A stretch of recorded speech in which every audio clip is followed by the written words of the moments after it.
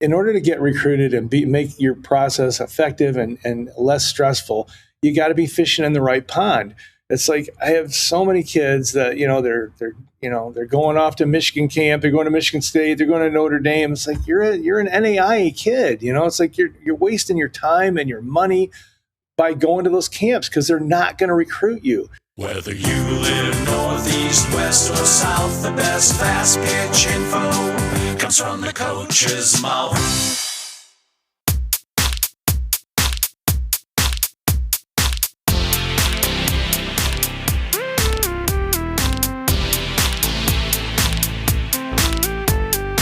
Welcome to the From the Coach's Mouth podcast with your hosts, Jay Bolden and Ken Kraus.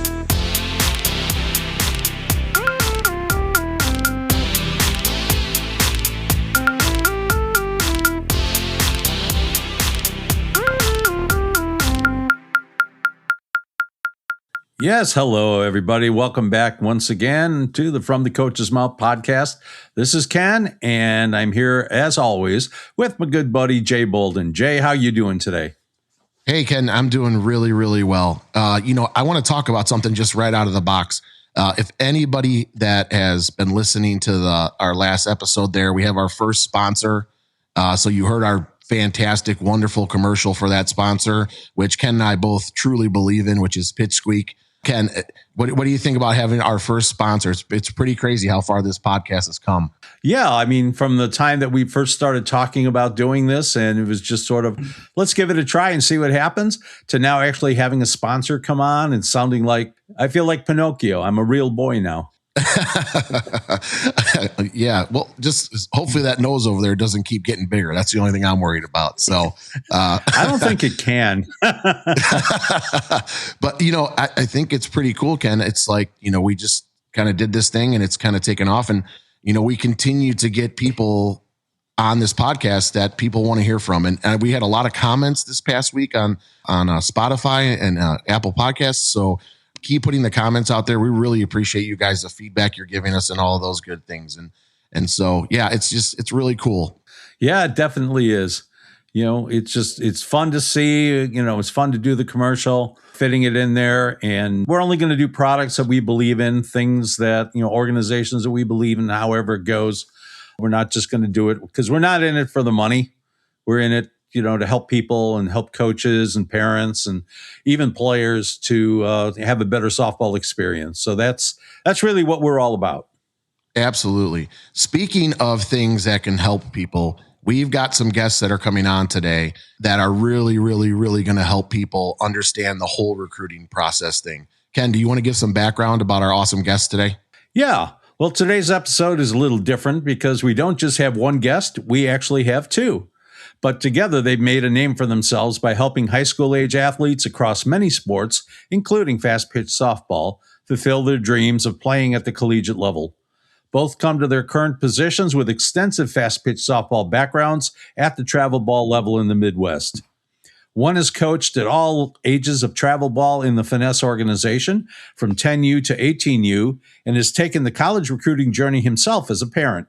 But it was his day job in Michigan's largest video production house that led him to his current career.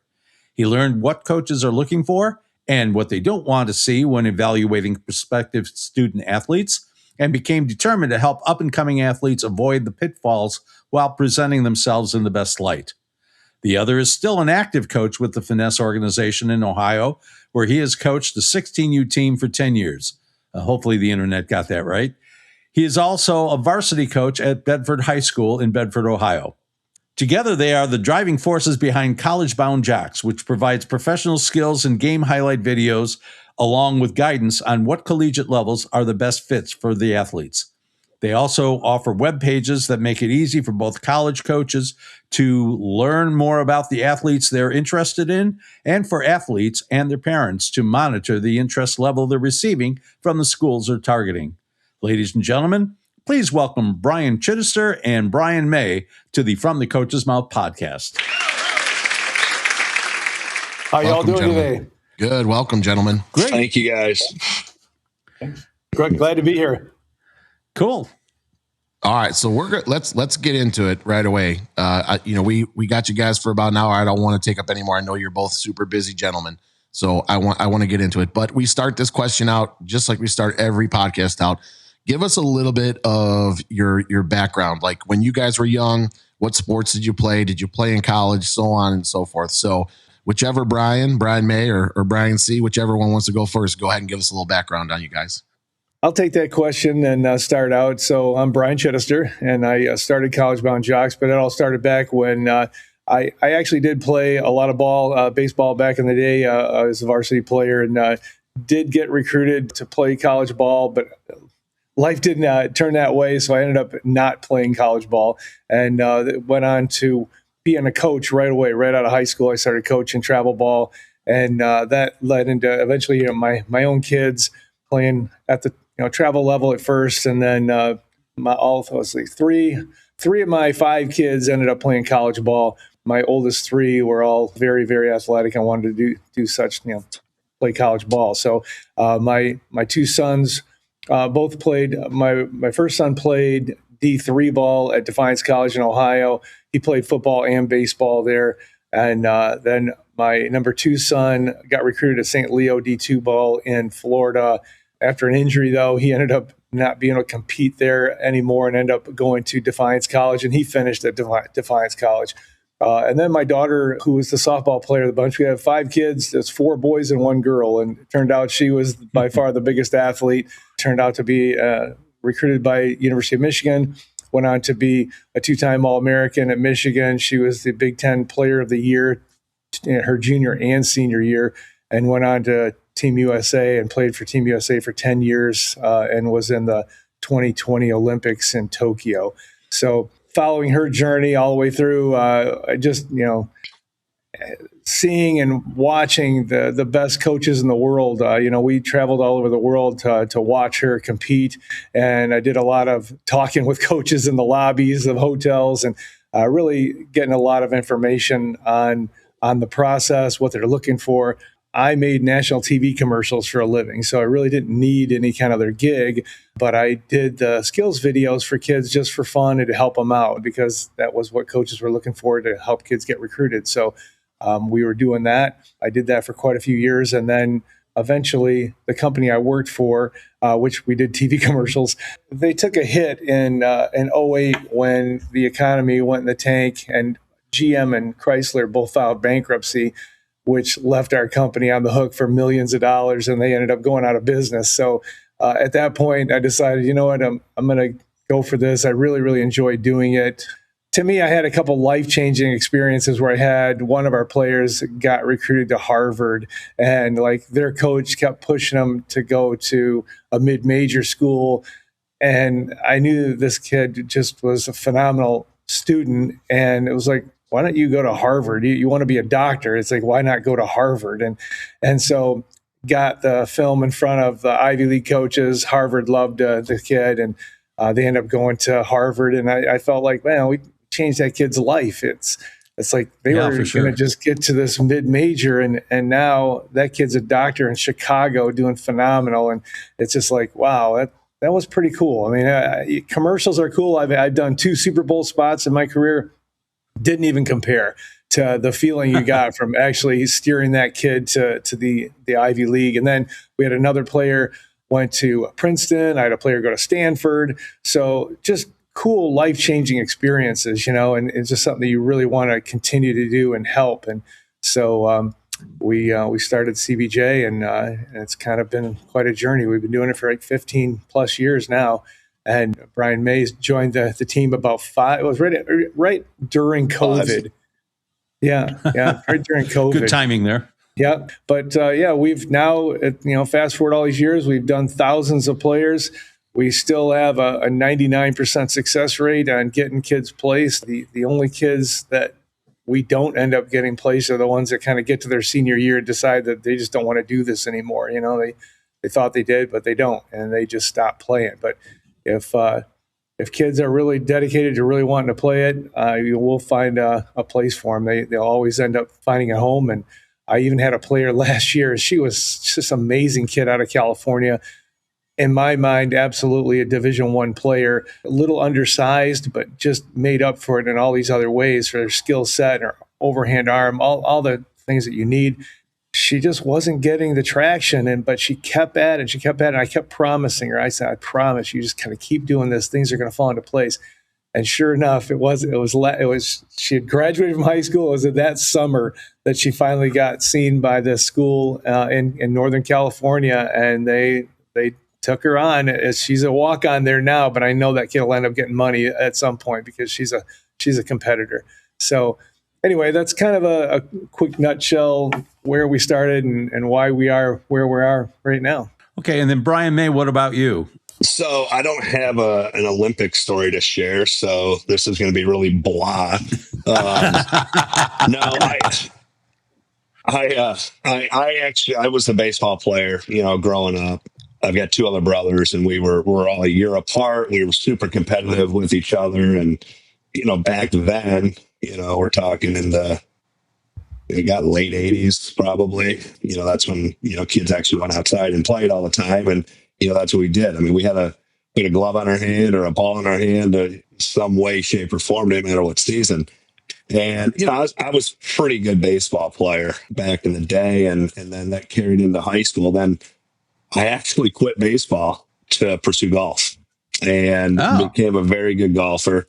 I figured golf was going to take me a lot further in life than what baseball was going to take me, and that's what I ended up doing. And then, fast forward to my adult life, I was the club that I belonged to. There was another member there, I became pretty good friends with, and they had twins, a boy and a girl. And the girl actually was trying out for, and I think she was 9 years old, was trying out for like a local, we'll call it probably a rec team and community based. And the mom said, "Hey, could you help her before tryouts?" I said, "Yeah, I'll be happy to help her." And so we worked together a few times, and she went to the tryout. She ended up not making the team that she wanted to, but they were going to have two teams. And then I get a call from the mom that said, "Hey, we just found out that they're not going to have a team because there's nobody to coach it." And without even thinking, I said, "Well, I'll coach the team." And she's like, "You would?" And she gave me this person's contact, and I hung up the phone. I'm like, "What the heck did I just commit to?" And so next thing I know, I end up coaching them. And then that's, that was obviously very low level softball at the time. And it wasn't very much long after that, I ended up joining up with, the Finesse fast pitch organization. And I've been involved with Finesse now for years. I've coached my own teams for a while. I have not, I think this is the third summer now in a row that I haven't coached. My last team that I coached as the head coach, that team they were 2023 grads, and I had two 2024 grads. So the 23s, I mean, it doesn't seem like that long ago, but those girls are juniors in college now playing. So they're well halfway through their collegiate careers. But, I'm still involved with Finesse. I'm the team's coordinator. Finesse has expanded pretty large. And, so I kind of oversee all the teams out of the Toledo area, which is where I reside. So, it's been fun. And then, as Brian had alluded to earlier, it was during COVID. I've been in sales for many, many, many years. I was actually selling copiers again. And well, when COVID hit and businesses shut down, it's no one's going into work. So I was actually laid off. And, fast forward a few months, from that. And, I knew Brian. I had girls that I had coached that, had used CBJ, and I called him not for a job. I actually called him to ask him a question. And then I started thinking, I'm like, what? I know he goes coast to coast. I'm like, what is he doing for marketing? What's he doing? I mean, there's no way it's just him and whatever. So I had a conversation with him, and he said, "Well, I think this is a conversation that, deserves probably another conversation." And here I am almost 6 years later, and, we're plugging along, and it's funny. I mean, he's 15 years, he's done it. And, I'm coming up to probably 6. And, I look from when I started with him and where we were to where we are now. And it's just, it's just like the game itself. It's just constantly growing. So good things coming. So, there's a lot of myths out there about recruiting and things. I think a lot of people really don't understand it. A lot of parents and even coaches are lost with it. So from your perspective, what do most families misunderstand about the recruiting process? I would say it's the work that goes into it, as well as the number of ups and downs. I mean, it's just, if it's their first go through, it's the old adage, you don't know what you don't know. And social media is so prevalent out there right now, and it is a good tool for recruiting, and it's a good tool for your, mom and dad brag sheet, if you will. So when you see all these social media posts out there, Facebook, Twitter, wherever it may be, these kids committing, it looks awesome. But what's the story behind it that's not told is the amount of work that player went through to achieve that goal. And I guess I would say the amount of work that the parents did too, because it's, the parents are there. I mean, it's the players' process, but it is, at the end of the day, it's, it is kind of a family deal as well. So it's just, there's a lot of work, and what kind of work do they have to put in? I think that, again, people think, I show up to a tournament and somebody's going to come across me and find me like I'm sitting at the counter at the Brown Derby. Yeah, I mean, it's obviously the work on the field, on and off the field. I mean, there's obviously hours and hours of practice and instruction and lessons and stuff like that. But, there's a lot of work that you have to put in the classroom that you need to take care of. I mean, if your grades aren't up to par, it doesn't matter how good of a softball player you are. So balancing, the academic side of things along with the athletic side of things. And then, now you bring in the recruiting side, which, the emailing, the constant reaching out, the time going to camps, the time, figuring out which camps do I need to go to. I mean, there is a lot that goes into it. And, successful college coaches, they're successful because they've recruited kids that can handle adversity. It's not going to be easy for 4 years. And, the first stage of adversity is the recruiting process. And, as Brian alluded to earlier about, one of our girls who it took her a long time to get recruited, but she stuck it out, gritted it out, did everything that she had to do. There were times where things weren't fair for her. I mean, it's life's going to be that way. It's not always fair, but it works out. And, if you think it's easy, you're fooling yourself. But, for some kids, it is easier. Every process is different. I'd like to jump in and just say the one thing that I would tell parents a lot is that, because a lot of them will have that exact same thing. It's like, well, we've never been through this before. I don't know how this works. And I like to kind of settle them down and just say, look, the reality is you have been through this before. You just didn't realize it, because anytime you had to go out and look for a job, that's what this process is like. You literally need to have your resume. You need to be sending it out to all these potential employers, and you're hoping to get an interview. And in our business, an interview is when the coach comes to see you play. And then hopefully you get a second interview because you did good in the first one. And if it just continues to where they finally offer you the job. And that's how this process works. So it's like, if for a parent, if you could just put yourself into that mindset and go, okay, well, this is like a job, but we're trying to get the job, it simplifies it a little bit for them. And I also say, like, and if you think that you're going to get a job by sitting at home, watching TV all day and not doing anything, you're not going to get the job. So it's all about putting in the work and sending out the stuff to the potential employers. Yeah, I think that's a huge comment that you had there, or statement you had there, is you got to put the work in. And that's not just hitting the ball off the tee, right? Or pitching the ball. That is constant emails and constant posting on social media, constant contact with these coaches, right? I think that's where I think some people lose that thing. They think they just post it on social media and coach is going to watch it and they're going to love me. No, when you have the ability to be communicating with the coaches, you have to communicate with them on a weekly, sometimes daily basis if you want to, right? I think and correct me if I'm wrong, Brian, but it's about building that relationship, because these people are going to invest in you and they want to know who they're investing in. So if they can build a relationship with you, right, I think they're going to be more willing to invest in you instead of you just posting social media stuff, right? Would you agree with that? It's interesting you mentioned the relationship part, and how we talked about social media, and this is one of the big downfalls of social media is that parents and players, they see these kids committing to XYZ university or wherever it might be, and it's like, well, that kid didn't do anything when we played him, or, I'm better than that kid, or whatever it may be, and it drives them nuts. And it's like, first of all, you don't know the relationship that coach had with that player, or that player had with that coach. I mean, this could have been something that's been, brewing for years. The kid could have been going to their camp since she was 10 years old or whatever. And, so the relationship aspect is an enormous part. As you said, I mean, they're investing in these players. It's easy to say for the 4 years that they're in college, but it's going to run deeper than that. And, they want somebody there that's obviously going to help make their team better, but they want someone that's not going to hurt their team in terms of a culture type of an atmosphere. And, so there's a lot that goes into it besides hitting ball, throwing ball. Yes. So you guys already kind of mentioned this a little bit, right? That the recruit, just like, CBJ is changed over the years. How has recruiting landscape changed over the last 5-10 years, especially now with the transfer portal, the NIL money, and the changes to roster limits? Like, how has that changed for, the recruiting landscape? What's changed? What's the difference? I'm going to let Brian talk about the NIL stuff, and then I can talk about some portal stuff.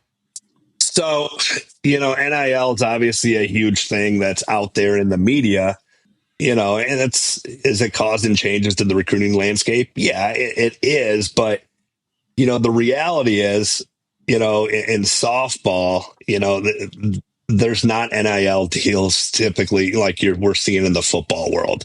You're going to see the Nigeria Kennedys, you're going to see the Jordy Balls, the players like that are getting big sums of money to go there. But we're talking the 1% of 1% of, or 1/10 of a percent of a 1/10 of a percent of a 1% of players are out there. I mean, these are the best of the best. So, the reality, they make the news because that's man bites dog, right? Yeah. And it's, again, there are, across all divisions, there's thousands and thousands of softball players playing softball at the collegiate level. And there are very, very, very few that are in the NIL world, so it's just not, it's not really a factor.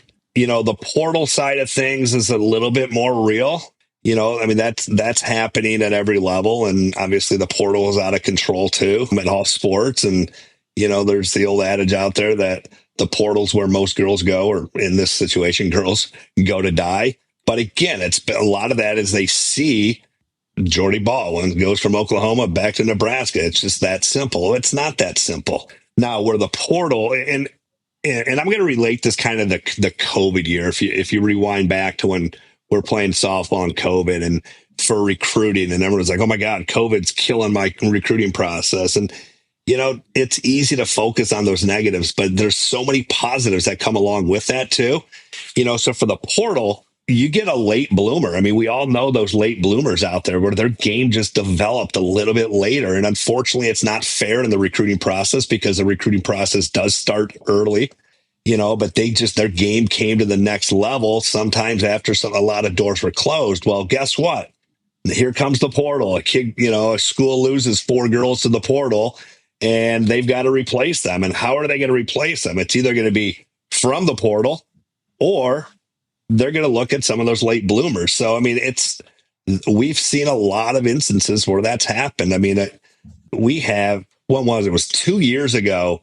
Brian and I both have a board, in our offices with, the girls that we have that are still out there uncommitted. And September 1 of the years, 2 or 3 years ago, we had, I think, 99 players. 16 of those girls, and these are girls that are now seniors in high school, 16 of those 99 committed Division I by the middle of December. So, did the portal play a part of that? Yeah, of their senior year. In their senior year. So yeah, it's changing, but you have to adapt with the changes as well. And I think every school has to. And there's frustrations. There's no doubt about it. There's frustrations from the college coaches. There's frustrations from the student athlete. There's frustration from parents. But you have to weather those storms and realize that, what? Those changes aren't going away. So you got to go with it and seize an opportunity when it's there. And they're out there.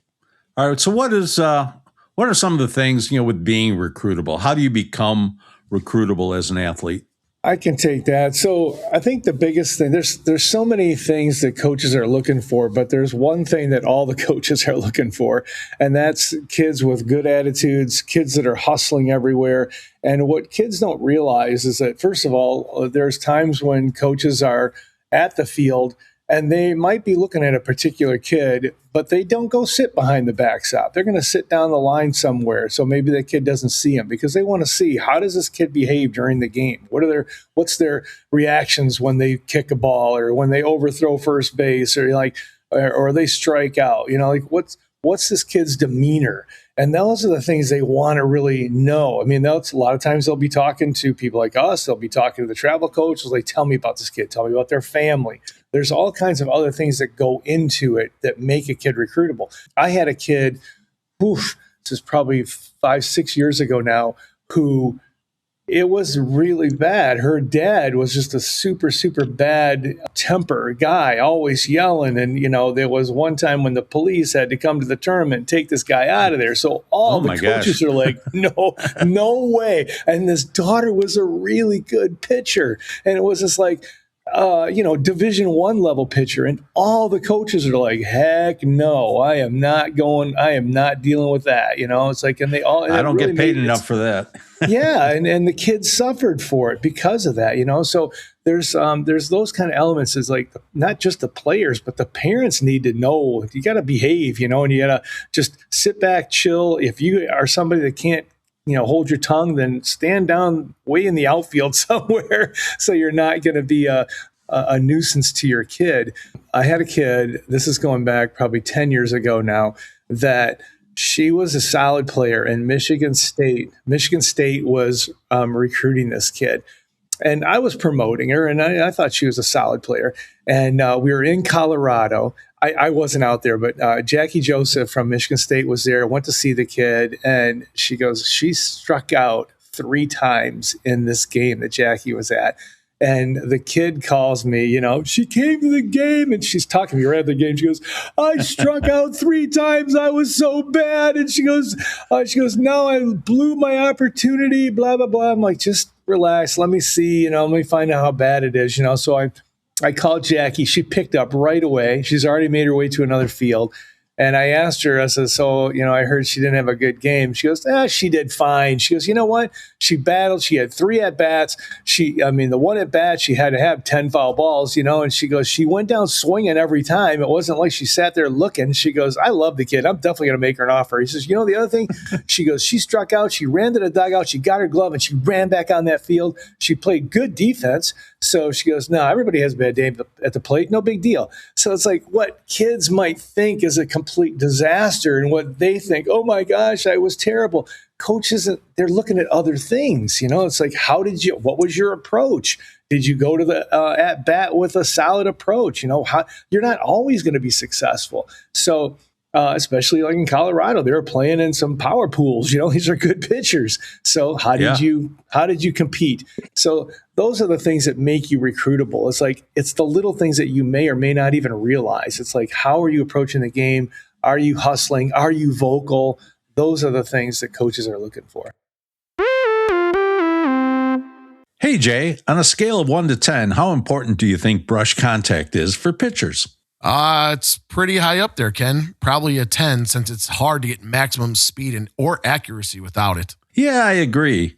But have you ever had a student who struggled to get good light brush contact? Sure, all the time, in fact. Especially when they've been taught hello elbow and are trying to throw around their hips, or they're sliding their hips out of the way doing that crazy ninja move. So what do you do when you run into that situation? Keep railing on them until they get it right? I used to do that a lot, but then I learned about a product called Pitch Squeak, Ken. Pitch Squeak? What's that? It's a cool little armband with a squeaker inside of it. Like a dog toy? Yeah, kinda. So how does it work? Well, you slip the armband onto the pitcher's forearm and you set it so the squeaker is where the brush contact should happen. Then, when the pitcher goes into release, she tries to get it to squeak, like this.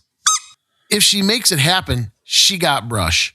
If there's no sound, she knows immediately and can make a correction. Wow, cool. So she gets immediate audible as well as tactile feedback. Oh, there you go again, showing off with those big and technical words again. But yeah, she can feel it and hear it. Does it really work? You bet it does. I use it with my students all the time, and it helps them learn how to get brush contact pretty quickly if they practice with it. Sounds neat. Where can I get one? Oh, it's easy, Ken. Just email support@pitchsqueak.com, and Jason, the inventor of it, and a Polygirl certified pitching coach himself will ask you how many you want and send them right out. I'll do that today. Thanks, Jay. What's that address again? Oh, you bet, Ken. It's support@pitchsqueak.com. One more time for those of you who are listening, support@pitchsqueak.com. And don't forget to mention in the email that you heard about it right here on From the Coach's Mouth podcast, and you'll receive 10% off. So I'm coaching a 11U travel team, my daughter's team, and we're, B-level. We're not traveling across the country. We're just trying to develop kids, right? But we make our kids, after every practice, shake hands and thank their coaches and thank the umpires. Those are the things that I care about more than anything, right? Because that's teaching them about life and the game. And it's respect, right? Respect the game, respect your opponent, respect the umpires, respect the coaches who are not getting paid to make you better. We're just here because we love you and love the game. And I think the little things that you're talking about, Brian, are the most important things. And this is a game of failure. Last time I checked, right? Those coaches, they want to see how you react to that failure, right? If you're going to pout, go in the dugout, throw your bat, throw your helmet, throw your mitt, treat your teammate poorly, I don't want you on our roster, right? Because I don't want to deal with that. So I think what you guys said there was huge. Like the little things are sometimes more important than the big things. 100%. So I coached this girl in travel for 5 years. She went on to play Division I softball. But during her recruiting process, there was a school, a D1 on the East Coast, that she was really interested. She'd already been out there and visited, and they were there watching us at a tournament. And I saw her, and the coach was kind of standing up on a hill behind the backstop. And I saw her, I'm coaching third. I see her, she's on the phone. My kid comes up to bat. She immediately hangs up the phone. She goes and watches. Kid has a great at bat, ends up walking or just a little single up the middle, whatever it was. And she watched her get to first. She watched her steal second. I mean, her eyes were on her the whole time. She gets over to third, and I said, "You see who's here?" And she goes, "Oh, I see it." And now this kid's she's as good as they get, just, pure gold. And so I don't really need to tell this kid that much stuff about how to behave. But she ends up scoring.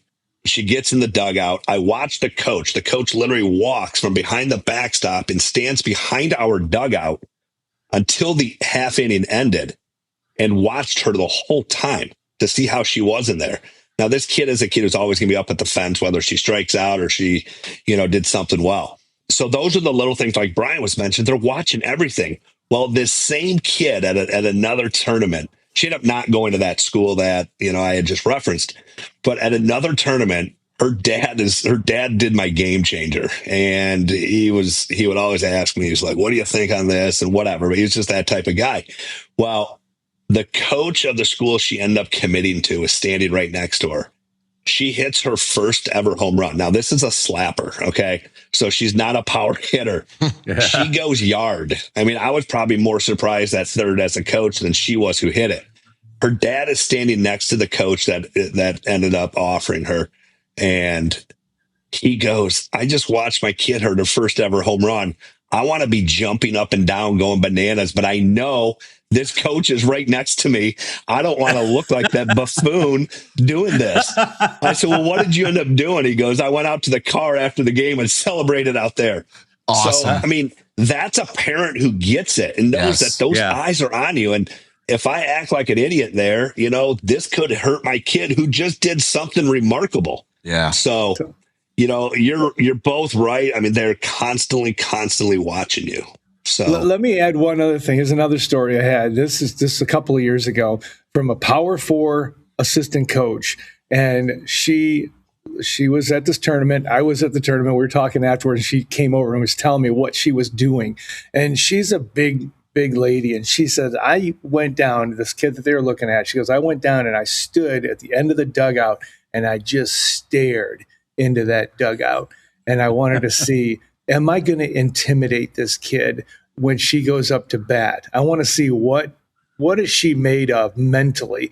And she just stared in there, and she goes, I want to see what's going to happen with this kid or next at bat if I'm doing that. And I thought, wow, so it's not all, sunshine and rainbows. They want to see if you're going to crack or not too. So you got to be ready for that, and you got to go play your game. Yeah. So let me ask for sure. Let me ask you guys a question, since we're talking here about this. At what age should families really start thinking about recruiting and taking it seriously, and what should not be done too early? I'll let you take that, Brian. No, go ahead. You want me to? All right. We don't start working with. This is why we're both Brians. He had to hire me because I'm Brian. That way, for stuff like this, you said, Brian, you take it. So one of us is on it. No, we don't start working with the player until they're at least a freshman in high school. Obviously with the recruiting rules that changed, years ago now, in terms, and it's not a free for all anymore.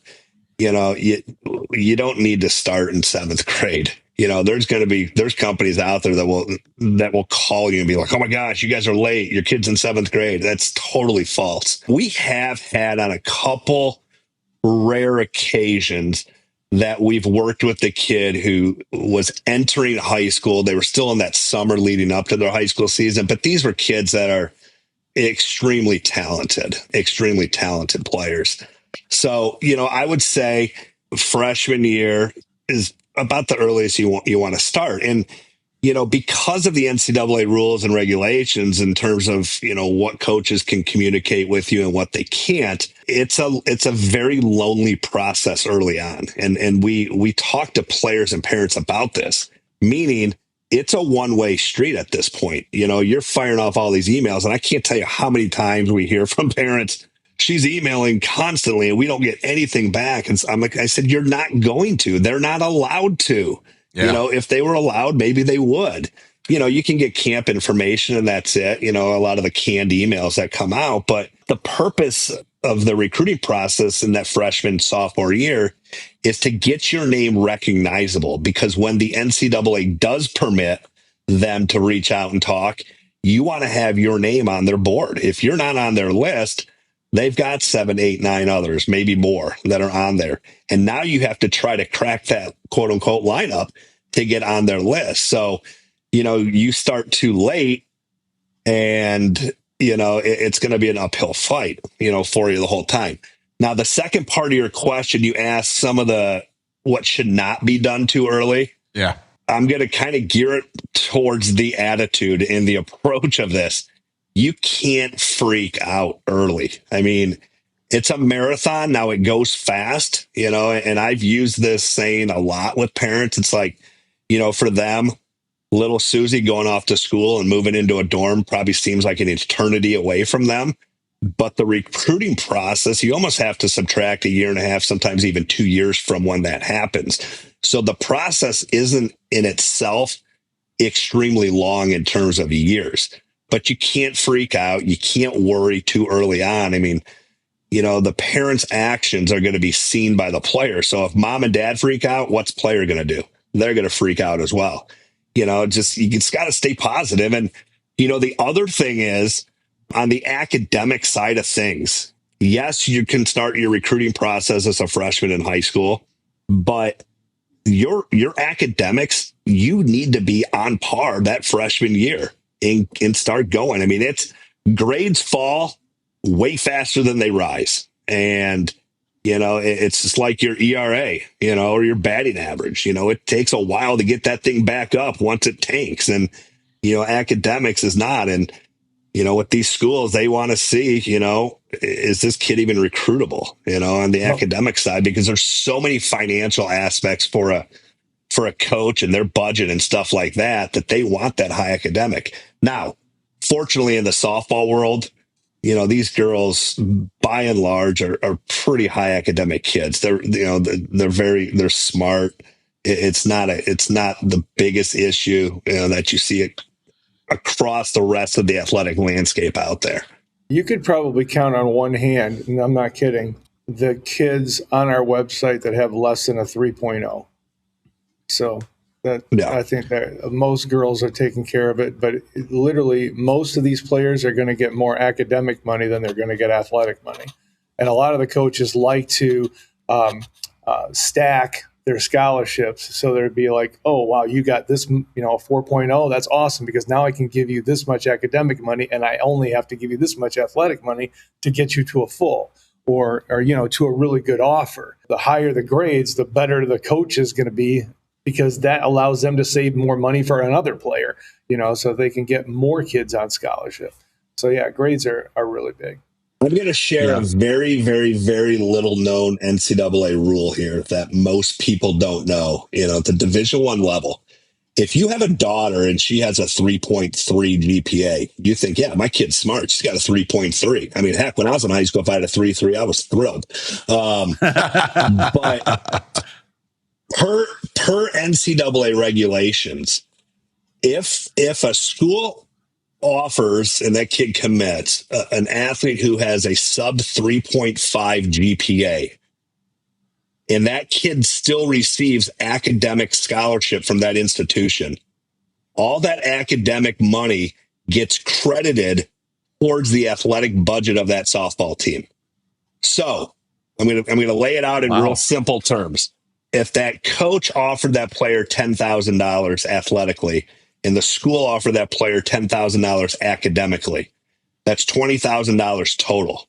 All $20,000 of that gets hit towards the softball team's allotment for number of scholarships. Now, if that player does maintain a 3.0 GPA once they get in college, then the $10,000 academic, assuming they're still on it, now that falls off the athletic side of things. So if that athletic program wants to give the 20,000, now they can give 20,000 athletic. The kid still gets the 10,000 academic. Now you've got 30,000. So while you think you may have really good grades sitting at a 3.3 or 3.4, if you are a sub 3.5 coming out of high school, any academic money gets hit towards that softball program. That's a huge thing that people don't understand. And one prime example. The kid is at that school and they're like, I feel like the coach kind of lowballed us. Well, it's because your kid's getting academic money still from that school, and that's going on the coach.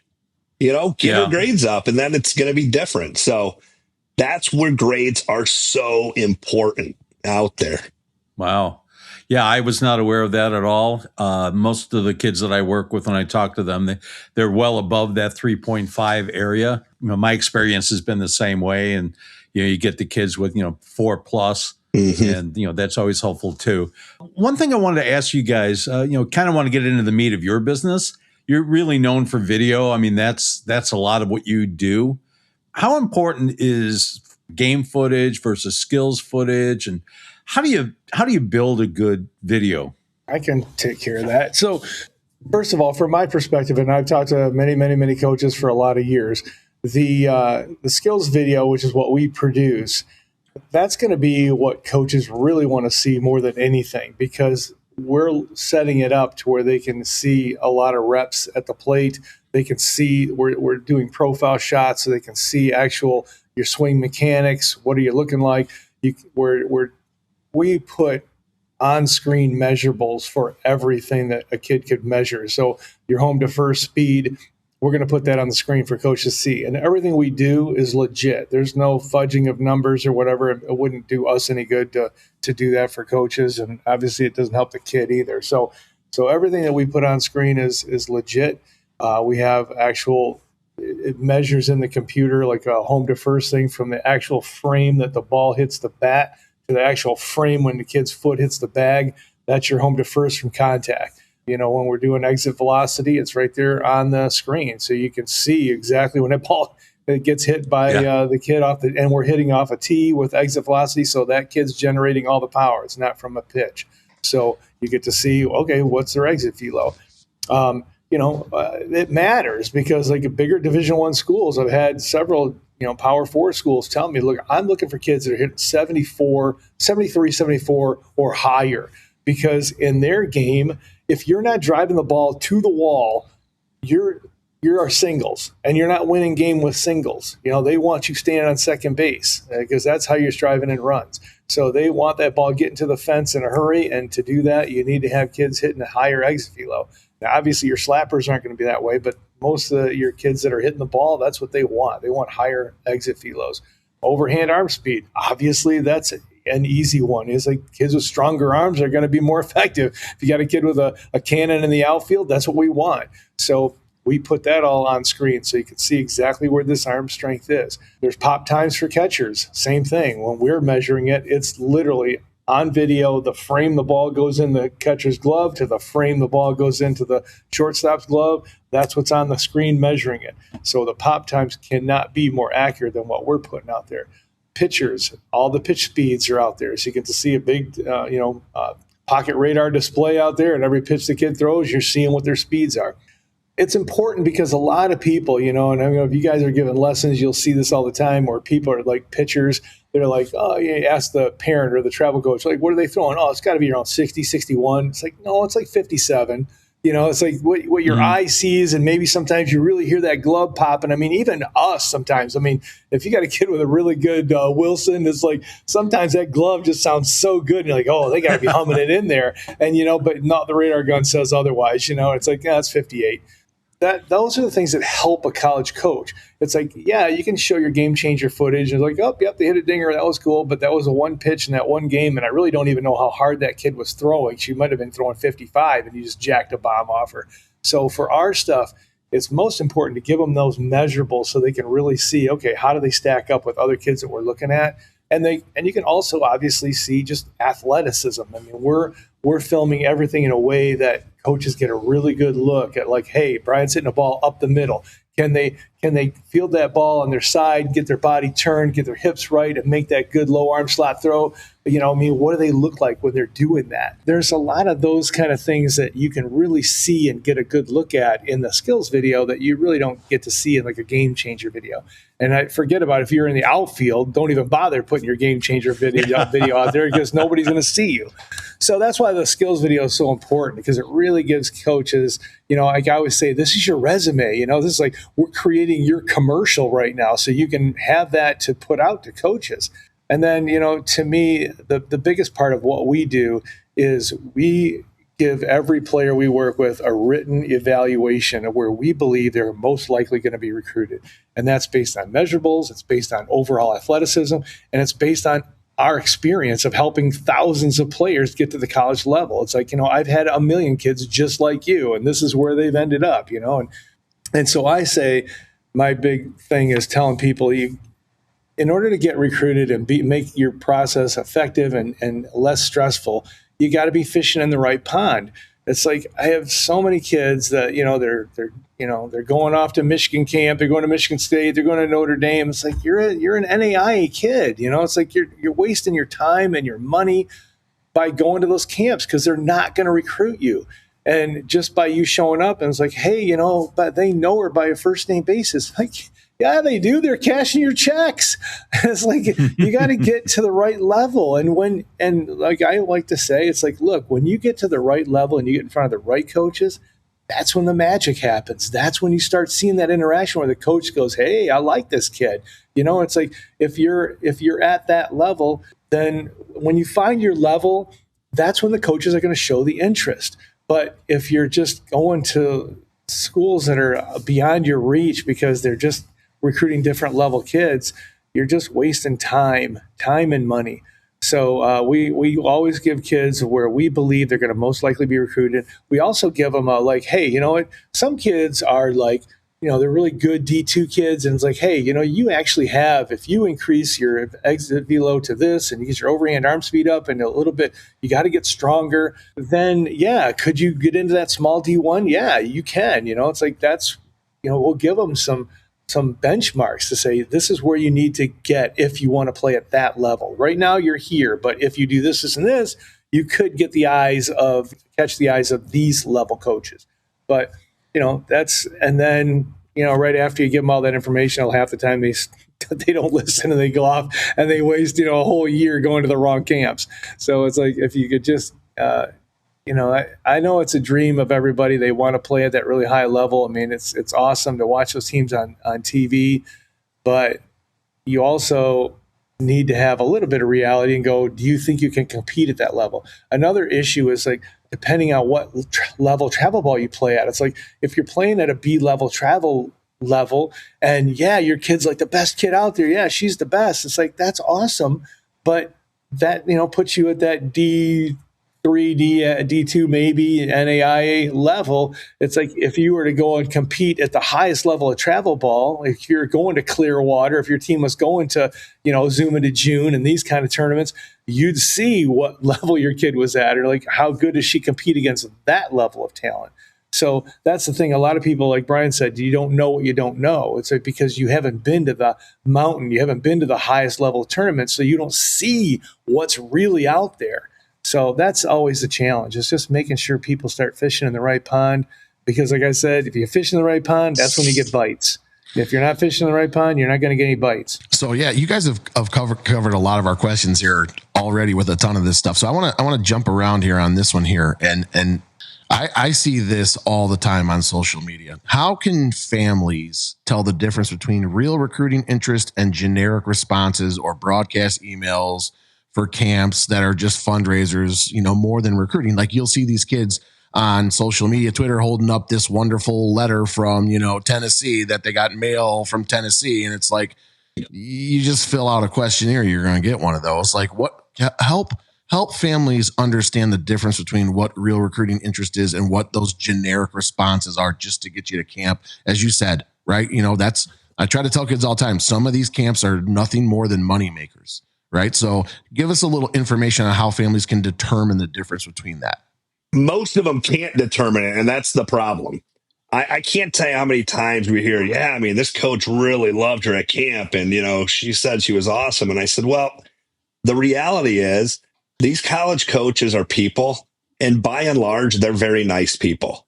You're not going to get a college coach at a camp and go up to a kid afterwards in the picture line and say, you know what, you were terrible. It's just not going to happen. I mean, the coach is going to say, you know what, you did really well. I can't wait to see you this summer. Well, how you comprehend that is what's really going to separate you. And, in terms of like emails, what's a canned email and what's a personal email? I mean, there's a lot of canned emails out there that will still address you, dear Susie, so they think it's personal, but there's nothing in the body of the email that makes any reference to you as a player. Hey, I saw you at Grand Park, or I saw you out at Berliner, so those are pretty telltale signs of what's just kind of a canned email and, what's personal.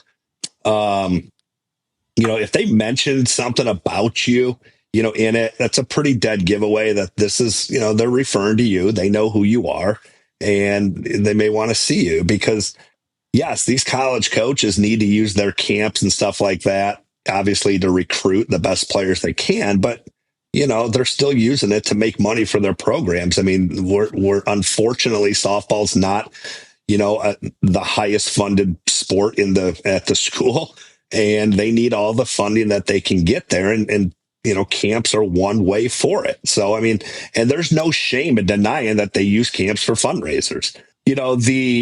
The one thing that we do really, really, really well, and obviously we need the interaction from the player and or the parent where we can help them is, if a player says, hey, I got an email from XYZ University for their camp, and, I signed up for their camp.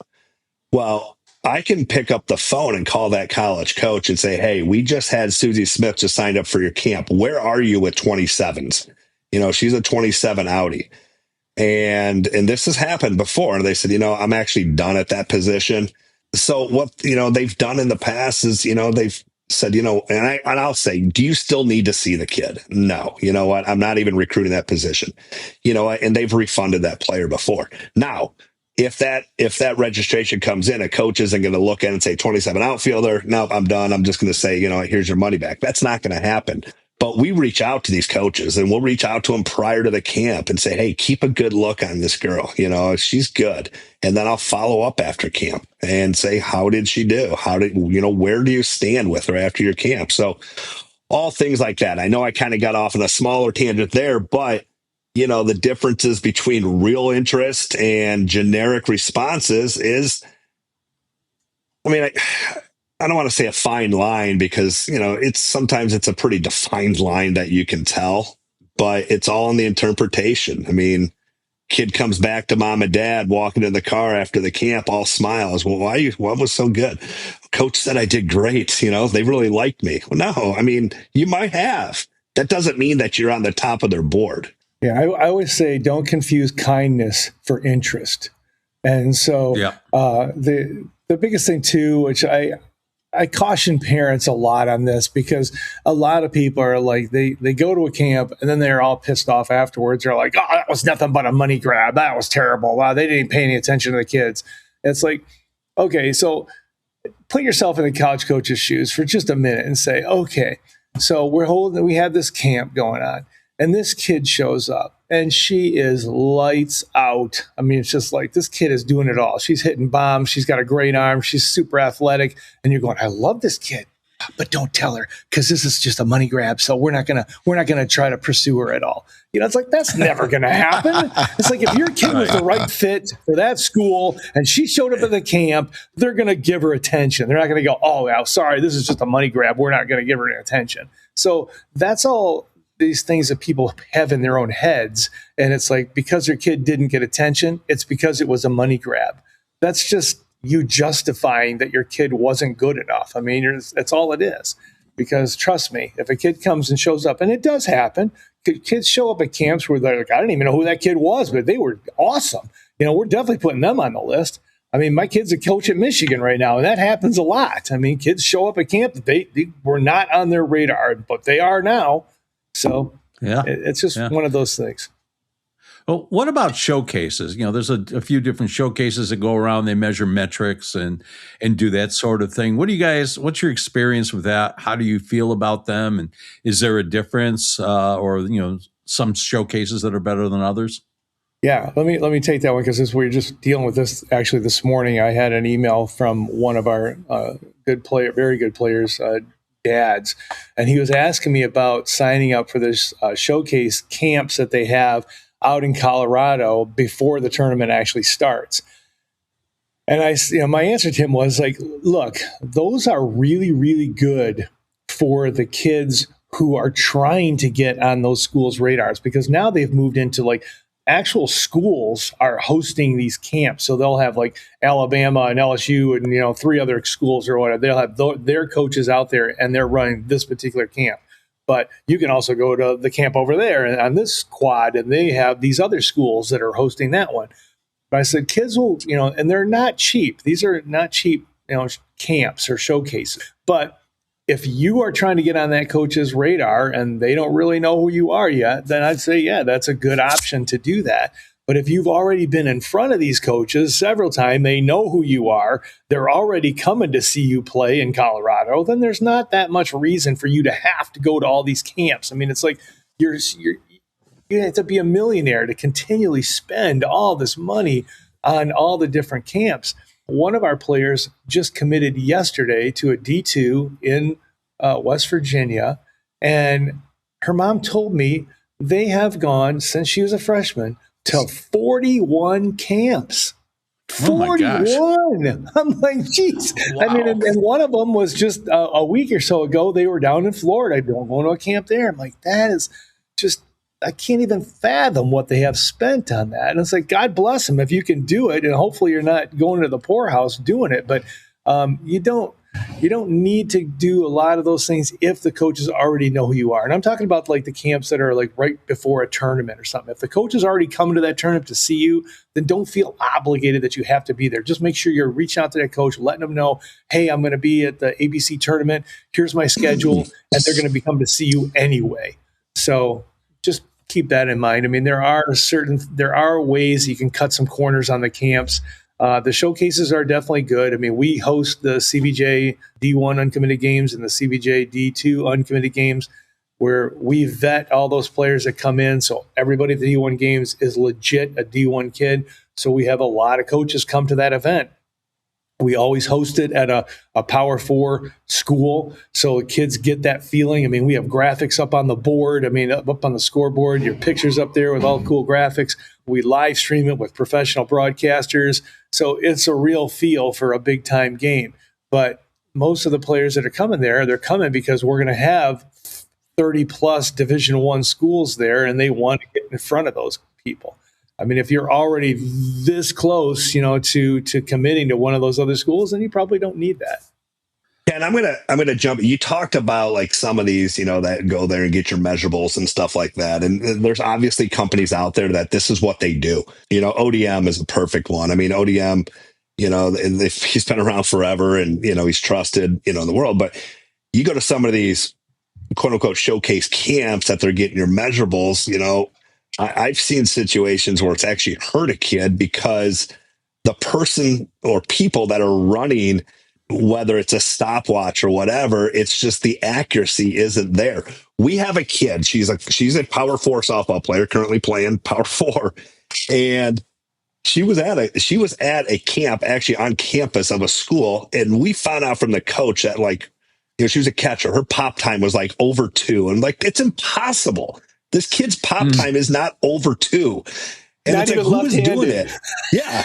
Who is doing it? Well, yeah, we had our players out there. Well, I mean, that's something like that can bury a kid, can absolutely bury them. And, so, it's just, it's a fine line of what's helping you and what's could completely, submarine you. But you just got to do a little research of, which ones are legit and accurate, and get advice from other people who have been through them before. And you're going to get answers all across the board, of course, because, maybe it worked for Susie, but it didn't work for Jenny. So of course, Jenny's parents aren't going to be happy about it, but Susie's will. I want to ask you guys a question here. I always believe in collaboration. So being able to collaborate with a recruiting service or travel ball coaches. So how should travel ball coaches, pitching instructors, hitting instructors, defense, whatever, and recruiting services kind of work together? What would be the best scenario?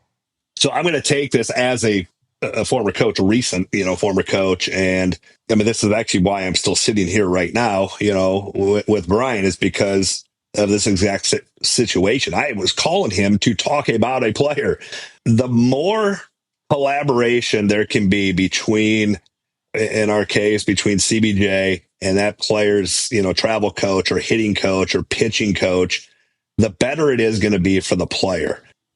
I've seen it before where a pitching coach is telling a kid, whatever, yeah, you're doing great. Well, the kid's just not. Well, guess what? That pitching coach is getting paid every single week for that kid to come in there. They're not going to say you stink. The kid's not going to come in anymore. We can say, here's what we just saw. This kid came in, they just worked with us. They just shot their skills video. We had this kid at 58, she thought she was throwing 62. What are you seeing in your lessons with this kid? It's, oftentimes it ends up becoming an excuse of why she wasn't doing something. But it's good when you put your collective heads together and say, okay, this is the plan going forward. This is what she really needs to do. And by and large, those coaches, are totally on board, and we're on board with what they're doing, for the most part. Now, the travel coaches, that's, to me, it's kind of another layer. It's really, really, really easy and fun for a travel coach to talk to their team's parents and say, you know what, your kid's really good. Your kid's really good. I think you're a Division I player, blah, blah, blah, blah, blah. And that's going to keep them around, especially if the parent doesn't know. And if it's not true, they're just killing the kid. We worked with a team, shot majority of the team. And, I didn't know who they were. I had talked to the coach prior to us working with them. And she's like, yeah, I've got 6 or 7, D1s on my team. I'm like, oh, this is gonna be a fun shoot. They didn't have maybe one kid, because she was absolutely Lightning McQueen. I mean, she's just super, super fast. Now, and I can speak at this out of experience as a coach. The last team that I coached, that I had mentioned at the start of this, I had 7 Division I players on that team. I also had D2s, I had D3, I had NAI, and a JUCO. I had every single base covered. I know the difference. I know, and it's not. I mean, my one D3 kid was probably a D2. Well, both of them were probably D2 talents. The one kid went to MIT, and guess what? She's not playing softball anymore. She had a hip injury. Her softball career's over, and she's gonna be making a lot more money than I ever will with an MIT degree. So, very true, very true. You know, but so it didn't. It doesn't do any good for a coach just to sugarcoat it to their team or their parents that this is how good you are. You know, so I had to have some real strong, solid conversations with this coach and like, hey, you know what? You've got a nice team. Most of your girls are they're going to be the Division II level. Even some are Division III. I don't see the Division I. So, you know, let's feed to where they really need to be going. And, you know, the coach was Go ahead, Brian. A little of that, though, is it's just the experience level. I mean, if you're dealing with a travel coach who's been around the block for, you know, they've been in it for a lot of years, and they've seen and they've had a lot of players going D1, you know, or D2, whatever. At least they've put them in those levels. They know. I mean, it's an easy conversation. It's usually the younger coaches that we deal with who really haven't had that experience level and knowing what kids are where. That's where you get a little bit of confusion. But most of the travel coaches, especially if they're not a parent coach, they've just been doing it a long time, those people, I think everybody's got the right intentions. It's just experience level is what it comes down to. Like, and they might say, man, I think you're D1. Well, what are you basing that on? You know, That's the thing. It's like, because she's the best kid on your team. Well, that doesn't mean she's the best kid out there. Right.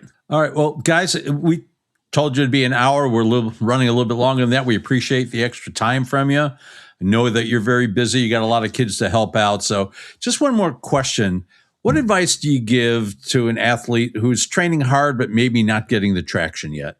Well, I mean, as I mentioned, and we've actually mentioned multiple times, I mean, the process isn't always going to be, you know, roses, and there's going to be ups, there's going to be downs, and you just have to stay the course. But I think you have to do an evaluation of, okay, why aren't we getting the traction? Are we going to the right camps? Are we emailing the right schools? You know, I've done it multiple times where, you know, I've actually done a Zoom call with the family, you know, the player and mom and dad, and we've gotten on and we said, you know, we've discussed, okay, where are we right now? You know, what's going on, who you're hearing from. And one in particular, I told them, I said, okay, we can't go back in time. What has been done, that's over and done with. We can't get those days and months back. Okay. So let's put together a good plan going forward so we can really, I mean, we're up against the clock a little bit more, but let's put a good plan forward so we can make the end of the last few laps smoother than the first few laps. And I asked them, I said, send me a list. You know, we said, all right, I know she still has goals to play Division I. I said, but we haven't gotten anywhere there. And Brian and I evaluated this kid twice as a Division II player. So I said, this is where we really need to focus, and don't rule out the NAIAs, because there's a lot of really good NAIAs that are better than D2s. I said, so let's start focusing on those. Do some research, send me a list, 10, 11 schools, whatever it may be, no particular order. I don't care. I'm not kidding you when I tell you this. I got a list 2 days later from the mom, and actually texted me with the list. And there were 6 Division I schools out of 11 schools listed on there, one of them being a Power 4. And it's like, I can't help you there. I mean, what part of this Zoom were you sleeping through? You know, so it just makes it a little bit trickier. And we're working so hard for this kid because she's a great kid and she's got talent. Let's take that talent and take your focuses where they need to be focused, and good things will happen. Now, there's also the time where it's like, there's some head scratchers to us. It's like, why is this kid, we're dealing with one right now. She's a tremendous outfielder. I mean, great glove skills, covers so much ground, and she's just not getting the traction that, you know, we think she probably deserves. And it's like, sometimes those are head scratchers for us even. And, you know, if we could get into the heads of every single college coach out there and be able to crack the code, we wouldn't be on this podcast right now. We'd be sitting on a beach somewhere. Yeah.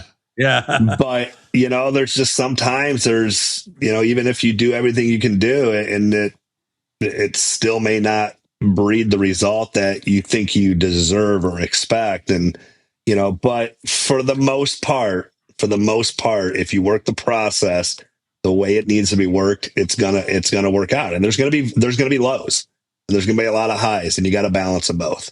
Awesome. Thank you for that. So thank you both today for being on here with Ken and I. We really appreciate it. Hopefully parents are listening to this and your kids finding the right fit. I think that's the most important part. So thank you both, Bryans, for joining us today. Ken and I really appreciate it. Yes. Thanks for having us. Thanks for having us. Thanks. And we probably have more questions, and maybe we'll get a few in the comments. So hopefully we can get you guys on again sometime. Hey, it'd be great. I mean, are we off? No, Not yet. Ken will take us out here in a minute. So, Well, yeah, we'd love to come back anytime, and we just want to put out there that we just launched our newest website, and so a lot of great features on there for people, and we're going to be doing a lot of stuff this summer. So keep your eyes open. You want to give that CBJ. website yeah, URL? give it out, Brian. Yeah, well, it's collegeboundjocks.com. The site, the back end of the site is all up and operational for all the players and the college coaches. It's just a lot different than our current site. They're actually working on the homepage right now. So if you went to collegeboundjocks.com like today, you'd still see the old homepage. So you're not getting to see everything that's really going to be happening here in the next. We expect it to be done in the next week or so to have the homepage where everybody can go and see it. But the players that are already on the site and all the college coaches they're working in the background on it. Awesome. We'll make sure we put it Great. in the notes. We'll in the be looking description. forward to that. Yeah, for sure. Well, if people have questions, they can email us at getstarted@collegeboundjocks.com. So that's GETSTARTED, get started at collegeboundjocks, that's plural.com. Awesome. Great. All right. Well, thanks. Thanks, you guys. Thank you. All right. That's it for us this week. Thanks to all of you for listening and for the kind words you've been sharing with us. If you like what you're hearing, please remember to give us a like, leave a comment, and share this podcast on your social media channels. Make sure you never miss an episode by following us on your favorite podcast platform. And if you're so inclined, you can also leave us a great review on Apple Podcasts to help more people find us. On behalf of the From the Coach's Mouth podcast, have a great rest of your week and weekend.